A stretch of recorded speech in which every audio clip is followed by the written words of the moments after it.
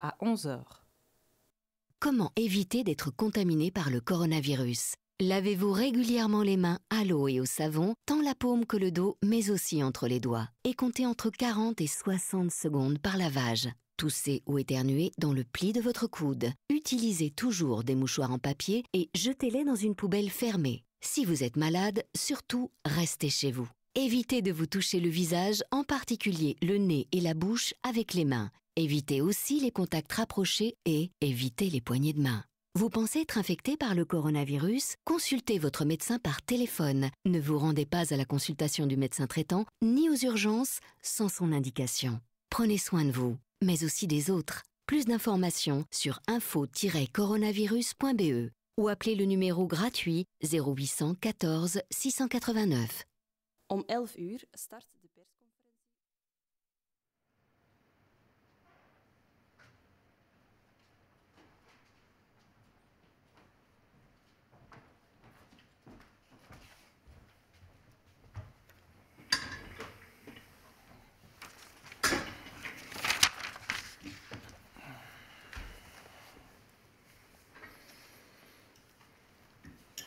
Mesdames et messieurs, bonjour. Bienvenue à ce nouveau point de presse ce mardi. J'espère que vous vous portez au mieux, que vous prenez soin de vous et des autres. Je vais directement laisser la parole à Steven Van Gucht pour le point sur la situation pandémique. Goedemorgen iedereen. Het is weer tijd voor de update van de cijfers. De voorbije 24 uur zijn er 256 patiënten bijkomend opgenomen in het ziekenhuis. Dat is een tweede daling op rij. 60 mensen hebben het ziekenhuis kunnen verlaten de voorbije 24 uur. En dat brengt het totaal aantal patiënten die momenteel opgenomen zijn in het ziekenhuis op 1859. Daarvan bevinden er zich 381 op intensieve zorgen. Dat is een stijging van 59 patiënten. En 282 patiënten worden beademd. Dat is een stijging met 43. Jammer genoeg zijn er 34 mensen overleden. Dat brengt het totaal aantal overlijdens op 122 in België. Het is belangrijk om te vermelden dat dit aantal overlijdens sterk kan fluctueren van dag op dag, omdat daar soms vertraging op zit in het doorstromen van die gegevens, omdat dat moet bevestigd worden door verschillende niveaus. En dat verklaart soms dat er sprongen zijn van de ene dag op de andere in het aantal overlijdens. In totaal hebben we in België de voorbije 24 uur 526 gevallen bevestigd. Dat is hoger dan gisteren, maar nog altijd iets lager dan eergisteren. Veel van die mensen zieken thuis uit. 381 van die gevallen kwamen uit Vlaanderen, 87 uit Wallonië, 38 uit Brussel en 4 van vooralsnog onbekende origine. Dat brengt het totaal van het aantal bevestigde gevallen in België op 4269. Ik zou nog als laatste punt willen vermelden dat het belangrijk is dat we beseffen dat virussen nooit de fout van iemand zijn. Virussen veroorzaken vaak stigma. Dat hebben we in het verleden gezien met andere virussen, zoals HIV, ebola en nog vele andere. Maar dat is niemand zijn fout. Virussen maken geen onderscheid tussen taal, religie, herkomst. Een virus is een gegeven van de natuur en we moeten daar solidair mee omgaan. Ik denk dat dat belangrijk is. En we moeten hier samen tegen vechten. Dank u.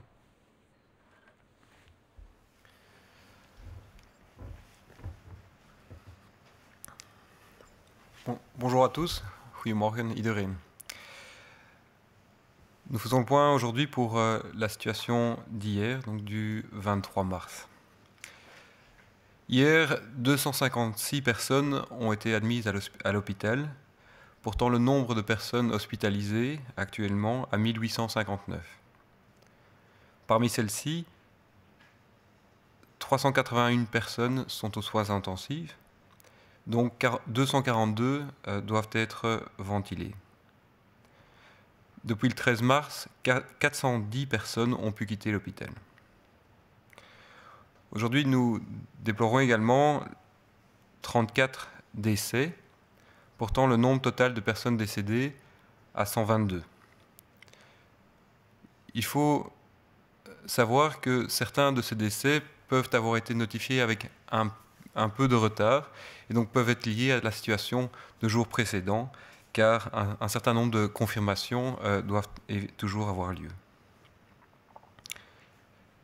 Pour la journée d'hier, 526 nouveaux patients ont été testés positifs pour le Covid-19. Parmi ceux-ci, 381 étaient en Flandre, 38 à Bruxelles, 87 en Wallonie, et pour 20 personnes, ces données ne sont pas encore disponibles. Au total, nous avons 4269 cas confirmés par diagnostic de laboratoire d'infection à coronavirus.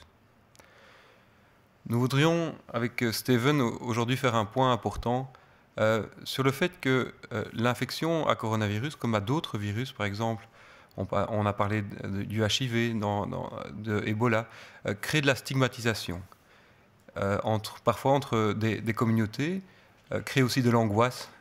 Mais nous voudrions réinsister sur le fait que ce virus ne touche pas une communauté en particulier, mais par contre la réponse à l'épidémie doit être une réponse solidaire, qui doit transcender les clivages qui peuvent préexister éventuellement dans notre communauté, que ce soit les clivages de langue, de religion ou d'origine.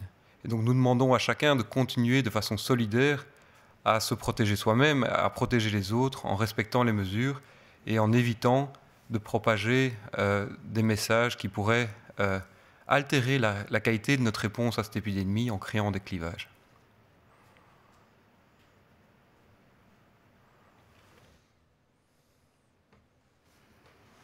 Goedemorgen. De cijfers tonen op een zeer pijnlijke manier aan dat we volop in een crisissituatie zitten. Een periode waar iedereen zijn verantwoordelijkheid moet opnemen. Het is dan ook ongehoord om vast te stellen dat voor een aantal personen deze periode nog wordt aanzien als een soort van alternatieve vakantie. We begrijpen dat iedereen wil profiteren van de eerste lentezon, maar het is nu niet het moment om met vrienden wat te gaan rondhangen in het park of een eerste aperitief te organiseren met uw buren. De basisregel is heel eenvoudig. Blijf zoveel mogelijk thuis. Als iedereen zijn sociale contacten maximaal beperkt, heeft het virus geen kans om zich verder te verspreiden. Hou de cirkel met wie u deze dagen contact heeft zo klein mogelijk. Zo vermijden we dat het virus vrij spel krijgt. Voor mensen die nood hebben aan ontspanning, herhalen we nog heel even de maatregelen en de richtlijnen. Alle recreatie is verboden. Enkel wandelen, fietsen, lopen is toegestaan als dit plaats kan vinden in uw directe omgeving. U woont. Het is niet toegestaan om een voertuig te nemen, uw auto te nemen, om zich te verplaatsen naar een park, naar de zee of de Ardennen. Lopen, fietsen, wandelen kan met alle gezinsleden die onder één dak wonen of met één vriend of vriendin. Maar hou daarbij rekening met de social distancing en hou afstand 1,5 meter. Maar ook thuis kan u zich zinvol bezighouden. Koken, lezen, tuinieren, klussen zijn allemaal dingen die kunnen ontspannen. We begrijpen dat de maatregelen zeer ingrijpend zijn, maar we hebben eenmaal maar één kans en dat is nu. Dit is de enige manier om de verspreiding van het virus te beperken. We rekenen op elk van u. Blijf thuis, zorg voor jezelf, zorg voor de anderen en hou vooral vol.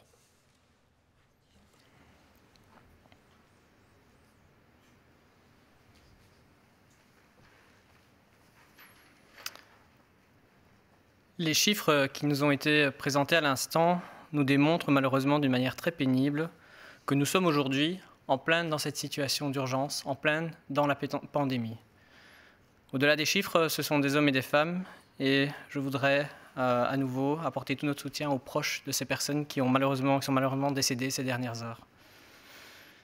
C'est une période dans laquelle tout le monde doit prendre ses responsabilités.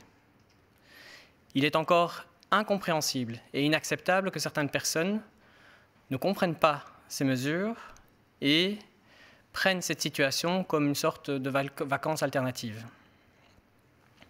Bien sûr, on comprend que c'est difficile. Bien sûr, on comprend que certains voudraient profiter du soleil, mais ce n'est pas le moment. Ce n'est pas le moment d'aller avec ses amis dans le parc ou organiser un apéritif entre voisins. Les règles de base sont assez simples et c'est celles qui fonctionnent, c'est celles que le corps médical, que les experts nous ont préconisées. Restez un maximum chez vous. Si tout le monde limite de la sorte ses contacts avec d'autres, nous allons pouvoir, ensemble, limiter la propagation du virus. C'est simple, mais tout le monde doit le faire. Gardez dès lors ce contact limité à votre cercle de famille avec qui vous vivez sous le même toit. On peut le répéter encore une fois, toute activité récréative est interdite. Bien sûr, vous pouvez prendre l'air. Bien sûr, vous pouvez aller travailler selon certaines conditions qu'on a déjà évoquées. Mais si vous allez prendre l'air, limitez-vous à courir, marcher, faire un peu de vélo dans votre environnement, proche de chez vous, proche de votre maison. C'est évident qu'il n'est pas question d'aller prendre sa voiture pour aller visiter un parc, pour aller à la mer ou aller par exemple dans les Ardennes.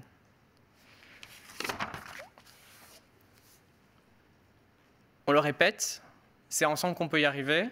Vous devez chacun être responsable par rapport à ces mesures et les services de police sont sur le terrain pour sanctionner les personnes qui ne respecteraient pas ces distances sociales.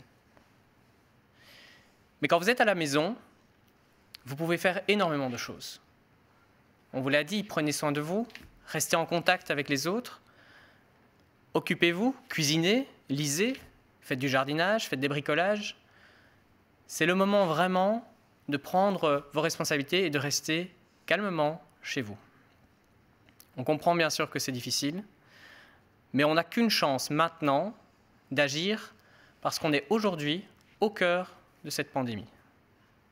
C'est la seule manière que nous avons d'y arriver, c'est la seule manière que nous pouvons chacun agir, avec laquelle nous pouvons agir chacun pour aider les professionnels de santé. On compte sur vous, restez chez vous, prenez soin de vous et prenez soin des autres. Merci. On va passer maintenant à certaines questions qui nous sont parvenues. Le taux de mortalité dans la région de Bruxelles-Capitale semble être plus élevé que dans les autres régions. Est-ce correct? Est-ce qu'il y a une explication?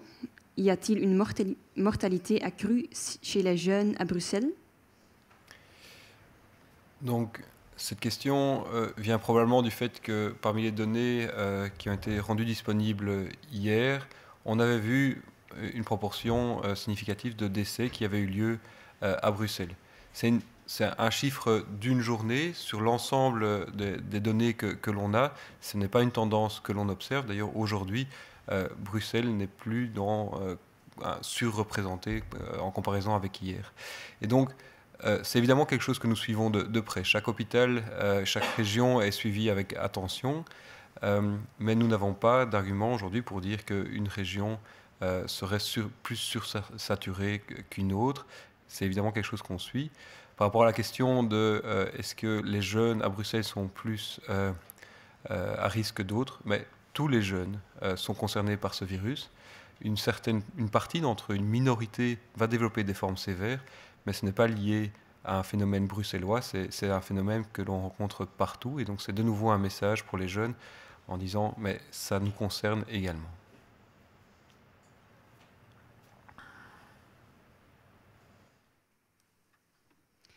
De mortaliteitsgraad in het Brussels gewest lijkt hoger te liggen dan in de andere gewesten. Klopt dat? En is er een verklaring voor? Is er een verhoogde sterfte onder de Brusselse jongeren? Die mortaliteitscijfers, dat is, of die verdeling van de sterftes, dat was waarschijnlijk een tijdelijk fenomeen. En we zien nu ook dat meer aan het uitbalanceren is tussen de verschillende regio's. Als we kijken naar de voorbije 3 dagen, dan werden er meer sterfgevallen opgetekend in Vlaanderen dan in Brussel en dan in Wallonië. En dat volgt eigenlijk ook de curve van het totaal aantal besmettingen in de 3 landsdelen. Dus er is geen indicatie op dit moment dat die sterftegraad hoger zal zijn in Brussel. Het is ook nog te vroeg om dat soort tendensen echt te kunnen gaan opmaken. Betreft sterfgevallen bij jongere mensen, dat blijft iets uitzonderlijk. Jonge mensen kunnen zwaar ziek worden, kunnen een zware longontsteking krijgen, maar gaan meestal uiteindelijk wel herstellen. Dat is zo in Brussel, dat is zo in België en dat is ook zo in de andere landen. Dus dat is iets dat niet verandert op dit ogenblik. Wat is de impact van het virus op het gezondheidspersoneel in België?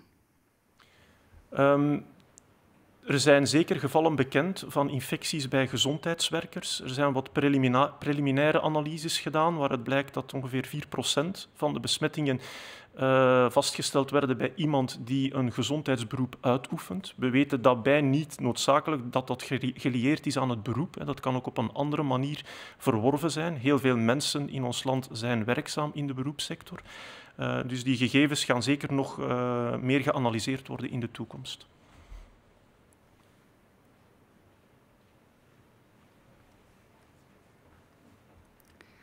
Dans quelle mesure le personnel soignant en Belgique est impacté par le virus? Donc, nous savons que le personnel soignant est évidemment très exposé au virus. Nous savons également qu'un certain nombre d'infirmiers, de médecins sont aujourd'hui infectés ou écartés.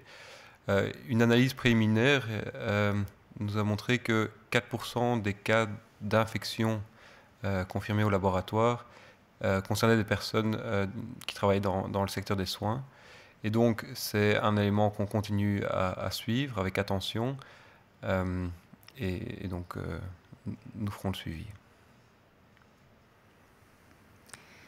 Est-ce que l'on vérifie si les personnes qui décèdent à la maison pourraient être décédées à cause du coronavirus? Existe-t-il des tests post-mortem? Se trouvent-elles également dans les statistiques? Donc, toutes les personnes qui décèdent en dehors des hôpitaux aujourd'hui ne sont pas testées systématiquement pour le coronavirus. Et donc, oui, c'est possible que certaines personnes décèdent d'une infection en dehors du système de soins.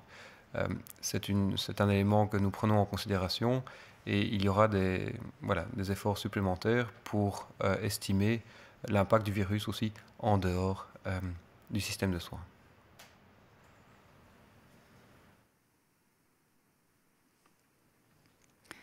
Wordt er gecontroleerd of mensen die thuis overlijden ook overleden zijn aan het coronavirus? Zijn er postmortem tests? Belanden ze dus ook in de statistieken? Wel, de huidige statistieken zijn gebaseerd op de sterftecijfers in de hospitalen. Dus we hebben nog niet direct statistieken van het aantal overlijdens thuis en in hoeverre dat COVID-19 gerelateerd is.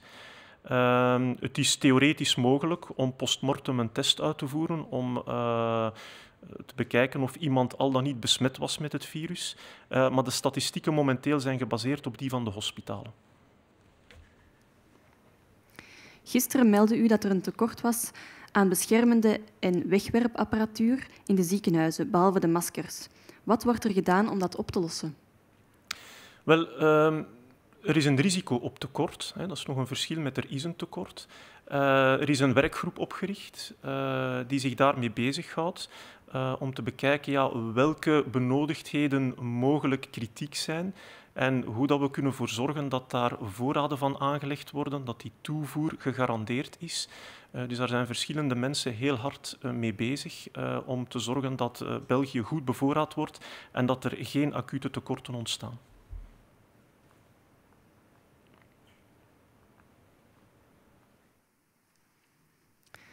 Concernant la pénurie de matériel de protection et jetable dans les hôpitaux, en dehors des masques, que vous évoquiez hier, qu'est-ce qu'il est fait pour la résoudre?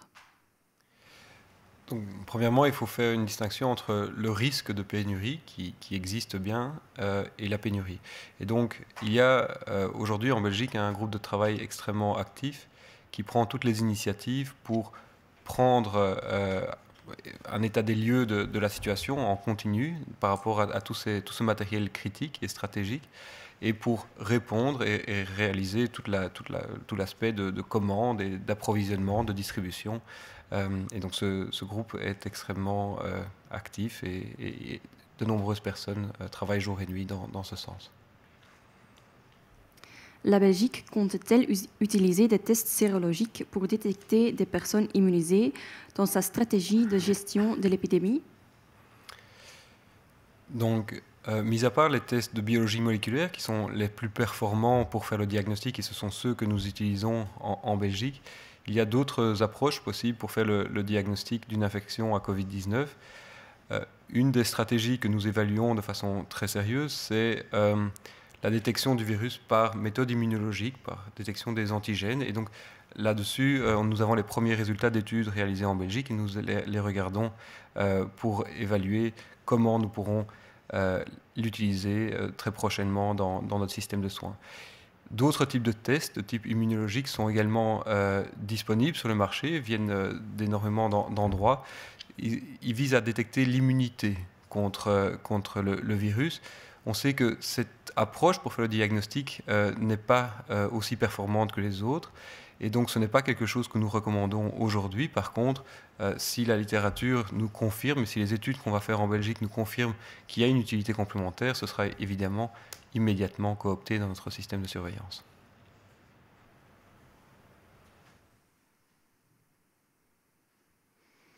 Is België van plan om serologische tests om geïmmuniseerde personen te detecteren te gebruiken als strategie om de epidemie te beheersen? Er zijn twee soorten toepassingen voor serologische testen. Dus eerst en vooral, wat is een serologische test? Dat is een test die opspoort of iemand antistoffen heeft ontwikkeld na een blootstelling aan het virus. Wanneer iemand antistoffen heeft, betekent dat niet dat hij nog besmettelijk is. Mogelijk is het virus al verdwenen, maar het duidt wel op een vroegere blootstelling. Dat kan interessante informatie zijn, want dat betekent dat die persoon waarschijnlijk immuun is en dat hij bijvoorbeeld minder risico loopt. En als het een gezondheidswerker is, is dat ook handig om te weten. Er is een tweede toepassing waar we nu volop aan het inzetten zijn. Dat is het toepassen van serologietesten voor een bevolkingsonderzoek te doen, om na te gaan hoeveel procent van de mensen in België immuniteit hebben verworven reeds. Dat is belangrijk om te weten van, ja, zijn we op weg om naar een soort populatie-immuniteit te gaan? Of hoe lang gaat dat nog duren? Wat zijn de risico's voor de toekomst? Dus dit soort studies zitten in de pipeline. Die zijn niet voor meteen, dat vraagt een grote voorbereiding. Het heeft ook niet veel zin van dat te vroeg mee te beginnen, want dan zijn die cijfers ook nog te laag.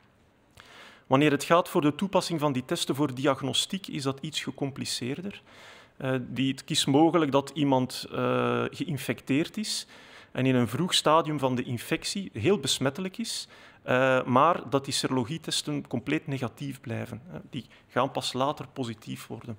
Dus voor de diagnostiek kunnen ze enkel maar een complementaire waarde geven bovenop de standaardtesten die we nu gebruiken, die gebaseerd zijn op detectie van het genetisch materiaal.